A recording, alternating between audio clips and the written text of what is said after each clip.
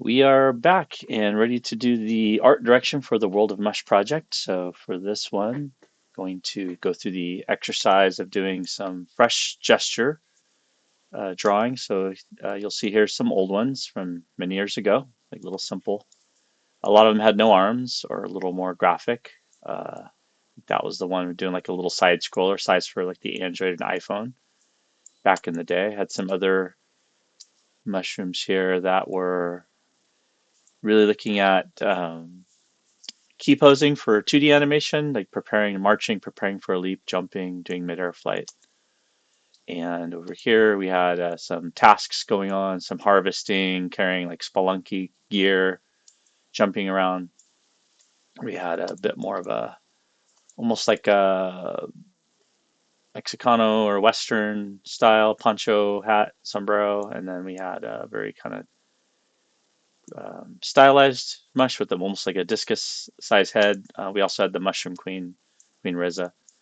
And more recently, with Dorothy's beautiful drawings, we have Ms. Maz, the mentor, the alchemist, that has, so each of these over the years, and I did a little gouache color over the top of, and over the years this has evolved where now we're doing this afresh and we're trying to define a brand new finalized art direction. So I'm going to go through a bunch of gestures on here with a little growth on there. And so just things we're not going to do. We're not going to do like simple too simple graphical style anymore. Although they make, we're going to turn everything into stop motion puppets, right? So it's going to have a little bit more visceral, a little more sculptural quality. Like maybe I think this one here might be a little closer with the roots and lines than something along the lines of this one or this one. Um, Same thing over here, less Warner Brothers or Looney Tunes. And these ones might be a little closer, like this little guy here, although he has no face. Um, And I think on these ones are really wonderful. However, we are going to avoid some of the Disney-esque faces, so I think, or Miyazaki face. But the rest of the design is really strong, so things we're going to keep on there. So we're going to make it a little more, almost like Brian Froud or something you'd see in The Dark Crystal or The Hobbit. A little bit closer to that than a Miyazaki 2D film, because this is going to be 3D hand sculpted puppets. But the gear, the pack, having parts of their body growing off in terms of the art direction. Let's see, we have the pillars of visual design, which are going through. So this right here has the sculpture, one of the earlier versions of it, and the model sheets kind of see it's got a lot more anatomical detail and a lot of sculptural detail. Awesome animation from Justin here, from getting it from his meditative stance, where he's communing with the great mycelium, so you can see all the little mushrooms growing on his head. And so just a reminder, we're going to kind of combine together the different patterns you see in the Alebrijes and the Calacas Calaveras Day of the Dead patterns, along with the psychedelic patterns, bioluminescent natural patterns. However, we're going to take these nature patterns I'm going to add to this, and we're going to translate that into sculptural form. So we're going to take these beautiful plates style from Ernst Haeckel and sculpt that with the color patterns you see, psychedelic ones. And then for the last pillar, we want them to match with their environment using a variety of what's called polymorphic shapes. So there's shapes that are grown out in kind of mimicry, biomimicry, and shapes and colors that mimic their environment and match up. So it is vital that the environment and the object of the creatures or characters all match up together. And then the characters are going to use objects they find, like shells of creatures and things like that. So we're going to have a lot of debris in the and decay in the environment. We're going to have these giant mushroom forests and cities, and lots of color. I had done some other research on Coco and the other ones.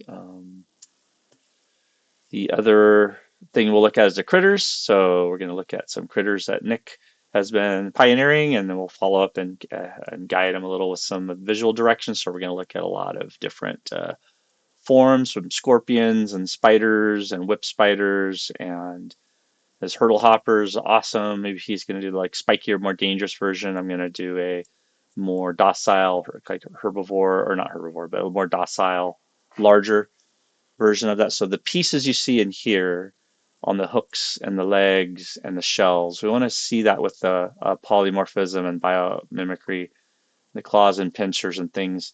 Those things should appear inside the character lineups as we're going through and doing those. The other part we want to look at are the actual parts of mushrooms themselves. So we want to make sure we're looking at different shapes of the gills. So I've gotten to know a lot about the convex, hemispherical, spheroid, ovoid. These shapes right here are pretty vital. So I'll just take a screen capture of this stuff now and copy and paste that straight into my, if we want to call this our reference board inside of, go put it here inside of Photoshop. So mushroom parts. And I'm just getting set up here before I start. You don't have to do this if anyone's following along out there on from classes or on the internet. I'm just kind of showing you how um, to get a professional, like how to prepare before. Because a lot of times you have a blank canvas syndrome, like, right? So you might come in here and look at this and go, I don't know what to start. So this does have some academic purposes as well to offer up a system of coming up with lots and lots of thumbnails and gestures and visual development and how to define your physical. So we have this project already has a whole set of characters, a visual development pipeline we're setting up, and so we're going to do a brand new set of them. And then lastly, but not least, we'll do some environment design as well. So we'll want to look at underground caves and speleothemes and some of the largest caves in the world and different stalactite and stalagmite formations and basalt and salt mine pillars and add those to the giant tree kind of tree. Also some deep water creatures and kind of blend that in. So there's a whole bunch of ideas going on here. Let's get started. Let's do it. I'm excited to do this, so I'm ready to rock and roll. All right, so we're in Photoshop, and so I've made a couple brush tips here. So I just made a very simple couple tips. So if you want to, before you start each project, I recommend going in and just playing with brush tips by themselves. So just really simple. You can see my brush settings here. I should probably save. Did I save what I did the last one? I'll bet you I did not. Darn, I did not. I'll have to go in and save that again. So yeah, just make a simple end of a mushroom. And you can see right here, I kind of played around with it a little bit just to warm up. Um, so what you could do is define that brush preset, right? Edit, define brush preset, and then go into the brush preset after you've done, after you made the errors, excuse me, the edits. I made an error by not saving the edits. So shape dynamics, turn that on, size jitter a little bit, make sure that the spacings are a little bit so that way if you start doing some of the strokes that they're not just piled on top of each other. Then go into shape dynamics and you want a minimum usually. You don't want to be too inky dinky. If you press really super lightly, just a little tiny bit. If I drop that all the way down to the bottom, let's see if this will even, looks like it's not doing it at all. So I wonder if my pressure sensitivity, you do want to make sure your pressure sensitivity is working. So, oh, size jitter, pen pressure. There we go. So there we go. So you don't want to have a little teeny tiny like micro size a lot unless you know that's what you want. So I'll usually set the minimum diameter up a little bit. Usually put the angle jitter for this one. I'm going to put the angle jitter on direction. So this is really fun. So that way I can do a circle of mushrooms growing in whatever angle I want. That's right here under angle jitter direction, which is awesome. Angle jitter a little bit so they kind of shift back and forth again, just really light with it. Maybe just a few percentage points is all you really need to get that going. Some different angles. You can play with the roundness jitter as well. Roundness jitter. The scatter jitter, yes, on both axes, yes, both up, down, left, and right. So I'll marquee select here, delete that, Control D, and kind of show you now It's happening to scatter. Maybe it's too far out, so it kind of you can decide if you want to bring those home or not. Back in a little bit. You can also play with the count jitter if it's gonna do a little cluster mushrooms and just play with it and get what you want. So I'm doing mushroom characters. Easy peasy. So, but as you saw a second ago, it's I almost always forget to save the brush right away. So if you're doing the brush preset, there we go. So I just did it again. Oh, it didn't go away. So if I click on another brush, this is gone. And it's really annoying. I always forget to do it. So count jitter, maybe crank that up a little, maybe not quite so dense. About there. I think that's good enough for what I want here. Shape jitter again, angle on direction, minimum roundness. You can kind of play with that, roundness jitter. I don't want it to be too sandwiched. It depends on what, if you're doing grass or moss, things like that. Transfer doesn't need to be turned on. Sometimes you could put that on pen pressure, but doing a faint, doing opacity on here usually is not good for doing line work and silhouette. So, all right, so let's remember this time too. If I look at what my brush preset is, looks like I don't have a name on there, so I'm nervous. I accidentally click on another brush and it's gone. So there we go, little shroom. Oops. And capture the brush preset size if you like. Yeah, I'll just leave that off now. So 50 pixels in size. And there we go. So go back to my brushes. There it is. So this one here, I wish you could just reset this one. Maybe there's a way and I just don't know. And I'll grab this brush and I'm going to organize it into where my World of Mesh project. So whatever project you're working on, put your new brush preset into the folder right away. Otherwise, it just becomes a mess. There we are. So I have two brushes set up currently, and the brush there. So I have this one here, and no, did I leave the transparency on? Ah, man, I gotta fix that again. Darn, I thought I turned transfer off. I could have sworn I did. Let's save over. Okay,